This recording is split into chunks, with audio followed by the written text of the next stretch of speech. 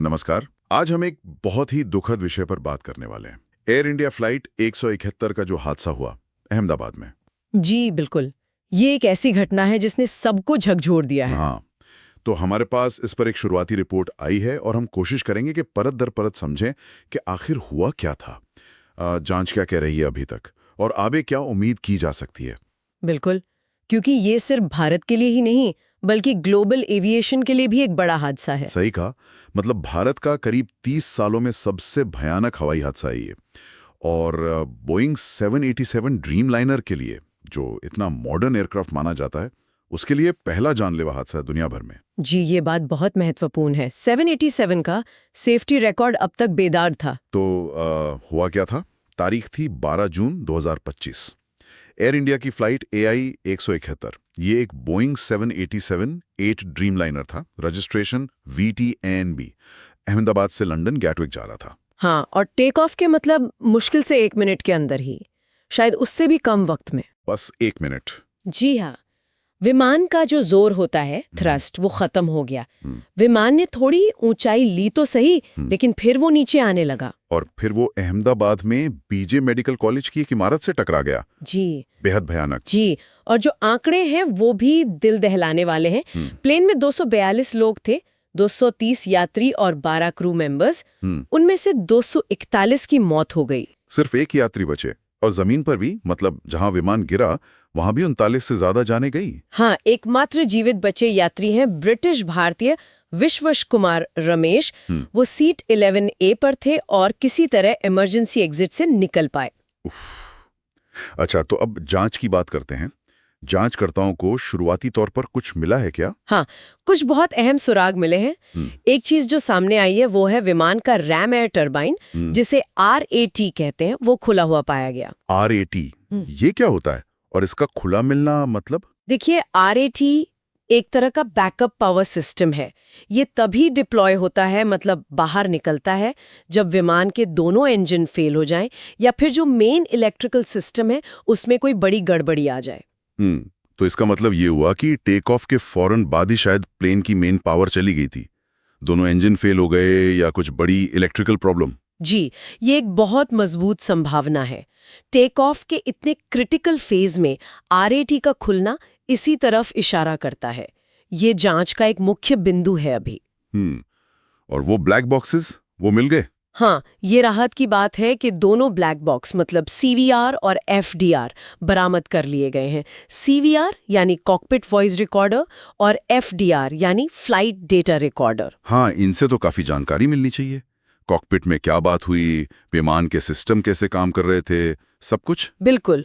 भारत की AIB यानी air accident investigation bureau इनकी जांच कर रही है और इसमें UK, US, बोइंग और GE एरोस्पेस के विशेषज्ञ भी मदद कर रहे हैं। अच्छा, तो पहली रिपोर्ट कब तक आ सकती है, कुछ अंदाजा? उम्मीद है कि करीब 3 महीने में एक शुरुआती रिपोर्ट आ जाएगी, लेकिन पूरी जांच में तो वक्त लगता है। हाँ, वो तो है। लेकिन यहाँ एक बात है जो मुझे थोड़ी चौंका रही है। रिपोर्ट में लिखा है कि विमान का मेंटेनेंस रिकॉर्ड एकदम साफ था। जी हाँ, ये बात जांच को और पेचीदा बना देती है। रिकॉर्ड्स के मुताबिक दाहिना इंजन तो इसी साल मार्च 2025 में ही नया लगाया गया था। बिल्कुल नया। और बायां इंजन? बाएं इंजन की भी पूरी सर्विसिंग 2023 में हुई थी। मतलब रिकॉर्ड्स के हिसाब से सब ठीक था। और क्रू भी अनुभवी था। कैप्टन सुमित सभरवाल के पास करीब 11,500 घंटे का अनुभव।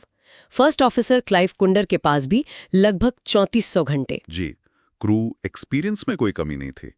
तो सवाल यही उठता है कि एकदम साफ रिकॉर्ड, अनुभवी क्रू, नया इंजन, फिर भी ऐसा कैसे हुआ? ये सिस्टम फेलियर था, कोई अनदेखी हुई या कुछ और? ये पता लगाना बहुत जरूरी होगा। अच्छा, इसका जो मानवीय पहलू है वो तो खैर बहुत ही दुखद है।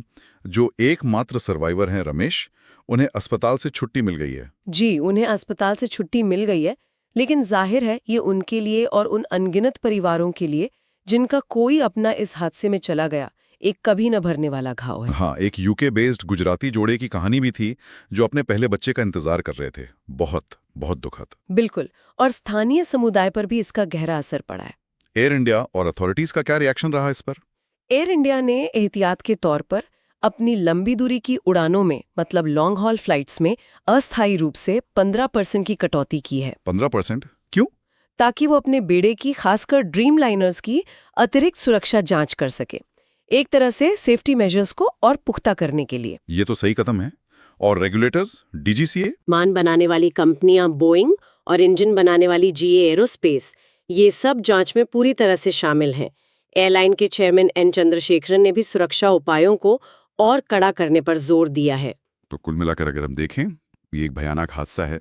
जांच बहुत गहराई से चल रही है, खासकर विमान के सिस्टम्स, इंजन, इलेक्ट्रिकल पावर और मेंटेनेंस पर फोकस है। जी, और ये तथ्य कि एक ही व्यक्ति बचा और ये कि 787 जैसे एडवांस्ड विमान का ये पहला घातक हादसा है, इसे एविएशन सेफ्टी के लिहाज से बहुत महत्वपूर्ण बना देता है। तो आगे क्या होगा, मतलब जांच के अलावा? देखिए, अगले कुछ महीनों में ब्लैक बॉक्स एनालिसिस से काफी डिटेल सामने आएंगी। इंजन और सिस्टम फेलियर पर डिटेल्ड इंजीनियरिंग रिपोर्ट्स आएंगी। और एयर इंडिया के बाकी ड्रीम लाइनर्स का क्या? हाँ, उनके पूरे ड्रीम लाइनर फ्लीट का एक सेफ्टी ऑडिट होगा और डीजीसीए भी अपनी तरफ से प्रक्रियाओं की समीक्षा करेगी। तो मतलब काफी कुछ होने वाला है अभी। बिल्कुल। और ये सब मिलकर एक बहुत बड़ा सवाल खड़ा करता है जिस पर शायद हम सबको सोचने की जरूरत है। क्या सवाल? सवाल ये कि इस खास हादसे की जांच के जो भी नतीजे निकलेंगे, खासकर इसलिए कि ये ड्रीम लाइनर जैसे मॉडर्न विमान का पहला ऐसा हादसा है, वो दुनिया भर में एविएशन सेफ्टी के नियमों और प्रोटोकॉल्स को कैसे प्रभावित कर सकते हैं। हाँ, ये वाकई सोचने वाली बात है। क्या मौजूदा प्रोटोकॉल काफी हैं या इस हादसे से मिली सीख के बाद उनमें बदलाव की जरूरत पड़ेगी, ये देखना होगा। जी बिल्कुल। ये आने वाले वक्त में एविएशन इंडस्ट्री के लिए एक अहम मुद्दा रहेगा।